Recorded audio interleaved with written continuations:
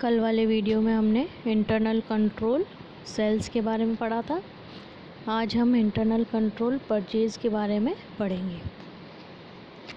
आपको पता है इंटरनल कंट्रोल एक तरह का सिस्टम है, एक तरह की प्रोसीजर है जो कि किसी भी बिज़नेस या कंपनी को स्मूथली चलाने के लिए किया जाता है। पिछले वीडियो में हमने सेल्स के बारे में चर्चा की थी। अब हम परचेज़ के बारे में चर्चा करेंगे और परचेज़ किस तरह से किया जाता है उसके बारे में बताएंगे। हम पहले भी डिस्कस कर चुके हैं कि जो परचेज़ की जो प्रोसीजर है उसको अलग अलग भागों में बांटा गया है। किसी एक ही व्यक्ति के द्वारा परचेज़ के काम को नहीं किया जा रहा है, उसको अलग अलग डिस्ट्रीब्यूट कर दिया गया है ताकि काम आसान हो जाए। पिछले वीडियो में भी हमने आपको बताया था कि 4 तरह के डिपार्टमेंट या 4 हम ये देखें कि परचेज़ 4 इन प्रोसीजर से होकर गुजरती है। पहला है फैक्ट्री, दूसरा वेयर हाउस, तीसरा परचेज़ डिपार्टमेंट और चौथा है आपका अकाउंट डिपार्टमेंट। अब पिछले वीडियो में भी हमने ये देखा था कि जितने भी अकाउंट्स मेंटेन किए जा रहे हैं, टैक्स से संबंधित कोई भी काम हो रहा है, कैश से संबंधित कोई काम हो रहा है, तो वो अकाउंट्स डिपार्टमेंट ने संभाल रखा है। फैक्ट्री क्या काम करेगी? फैक्ट्री क्या करेगी? कोई भी माल जिसकी की पूर्ति करनी है उसको वहाँ पर फैक्ट्री में निर्मित होगा। वेयर हाउस को हम स्टोर्स भी कह सकते हैं, इन्वेंट्री डिपार्टमेंट भी कह सकते हैं, जहाँ पर माल से संबंधित ब्यौरा रखा जाता है। परचेज़ डिपार्टमेंट ये ध्यान रखेगा कि कितना माल क्रय किया जा रहा है, किस तरह से किया जा रहा है, ये सारी चीज़ें परचेज़ डिपार्टमेंट ध्यान रखेगा इन सभी बातों का। अब ये देखें कि किसी भी कंपनी में, बिज़नेस में क्या होगा कि जो हम इसके बारे में बात कर रहे हैं इंटरनल कंट्रोल की, वो हम किसी छोटे मोटे व्यापार के बारे में बात नहीं कर रहे हैं, हम किसी बड़ी कंपनी, इंडस्ट्री के बारे में बात कर रहे हैं कि उसमें क्या होगा, परचेज़ पर एक बहुत बड़ा खर्चा होगा और उस खर्चे को कंट्रोल करना ज़रूरी है। क्यों ज़रूरी है? क्योंकि किसी प्रकार की कोई चोरी, फ्रॉड तो नहीं हो रहा है। हम आगे देखें कि जो परचेज़ की प्रोसीजर है वो किस तरह से पूरी होगी। परचेज़ की प्रोसीजर के लिए जो मैन्युफैक्चरिंग फैक्ट्री यानी जो कंपनी है, किसी भी माल का निर्माण कर रही है, उसको सबसे पहले रॉ मटेरियल की आवश्यकता होगी और रॉ मटेरियल मिलेगा फैक्ट्री से। रॉ मटेरियल के बाद हम ये देखें कि उसको वेयर हाउस में क्या होगा, या तो स्टोर्स भी हम कह रहे हैं उसको, इन्वेंट्री भी कह रहे हैं, इनसे संबंधित वेयर हाउस में काम होगा। वेयर हाउस क्या करेगी? क्वांटिटी लेवल को ध्यान में रखेगी। रीऑर्डर लेवल, जितने भी हमने पढ़े हैं, रीऑर्डर लेवल या quantity, economic quantity, quality level, ये सभी मेंटेन करने का काम कौन कर रहा है? वेयर हाउस कर रहा है। अब यदि हम ये देखें कि एक प्रक्रिया को हम थोड़ा सा देखें कि किस तरह से परचेज़ का काम हो रहा है, तो हम ये देखें कि सबसे पहले किसी कस्टमर ने किसी भी चीज़ की डिमांड की है या हम किसी माल का परचेज़ कर रहे हैं, तो क्या होगा, सबसे पहले फैक्ट्री में देख लिया जाएगा कि क्या हमारे पास रॉ मटेरियल मौजूद है या नहीं। ये वेयर हाउस, स्टोर में हमने देखा, इन्वेंट्री में देखा कि हमारे पास वो चीज़ मौजूद है या नहीं।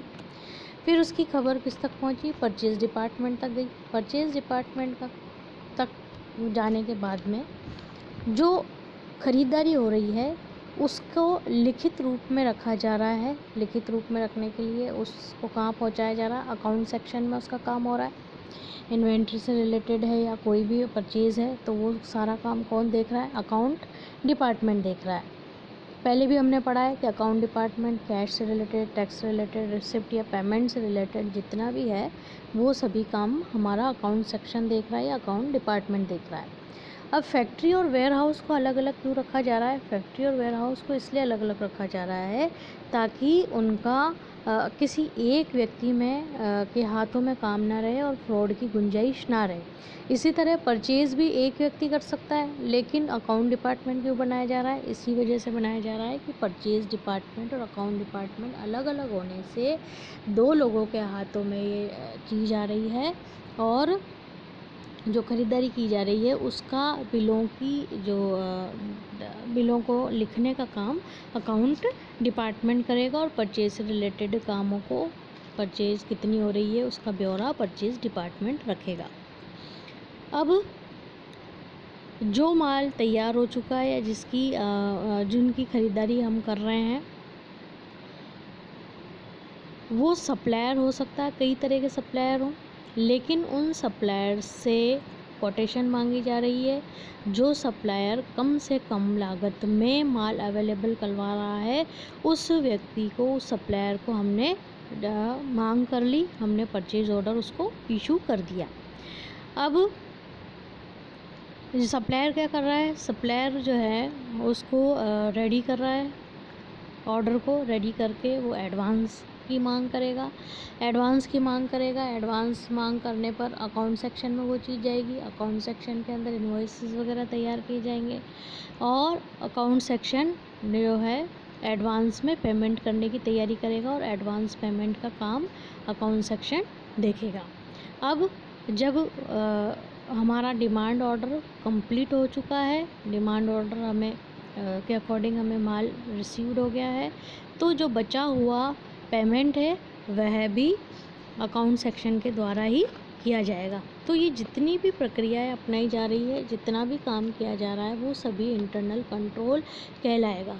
तो यदि ये इंटरनल कंट्रोल नहीं हो तो किस तरह से माल की खरीद हो रही है, बेच रहे हैं या खरीद रहे हैं, उसके बारे में पूरी तरह से जानकारी नहीं मिल पाएगी और कहीं ना कहीं चूक होते ही फ्रॉड की गुंजाइश रहेगी और बिज़नेस में लॉस हो सकता है।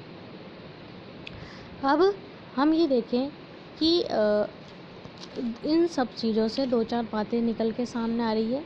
पहला कि आपके गोडाउन में कितना माल है इसके बारे में इन्वेंट्री हो रही है, तो कंट्रोल हो रहा है, इंटरनल कंट्रोल। EOQ जो रीऑर्डर लेवल, रीऑर्डर क्वांटिटी के बारे में बता रहा है, वेयर हाउस के द्वारा होगा ये सारा काम और ये कहलाया आपका इंटरनल कंट्रोल। दूसरी चीज़ ये है कि स्टॉक की अवेलेबिलिटी जो है वो भी वेयर हाउस बता रहा है। अकाउंट सेक्शन क्या कर रहा है आपका, अकाउंट सेक्शन सारे परचेज डिपार्टमेंट की जितने भी इनवॉइसेस हैं, जितना भी कैश है, उससे रिसिप्ट पे पेमेंट है, वो सारा काम अकाउंट सेक्शन देख रहा है। क्वांटिटी के ऊपर भी ध्यान, क्वांटिटी और क्वालिटी के ऊपर दोनों ही चीज़ों पर ध्यान दिया जा रहा है, ये भी एक इन्वेंट्री कंट्रोल का हिस्सा है। क्वालिटी इंस्पेक्शन भी किया जा रहा है कि हाँ भाई हमारे यहाँ पर जो माल ख़रीदा जा रहा है क्या उसकी क्वालिटी सही है या नहीं। डॉक्यूमेंट्स जितने भी हैं उन सभी का मेंटेन करने का काम भी इंटरनल कंट्रोल के द्वारा किया जा रहा है। यदि इंटरनल कंट्रोल नहीं हो तो एक बिज़नेस को स्मूथली चलाना बहुत ज़्यादा मुश्किल हो जाएगा।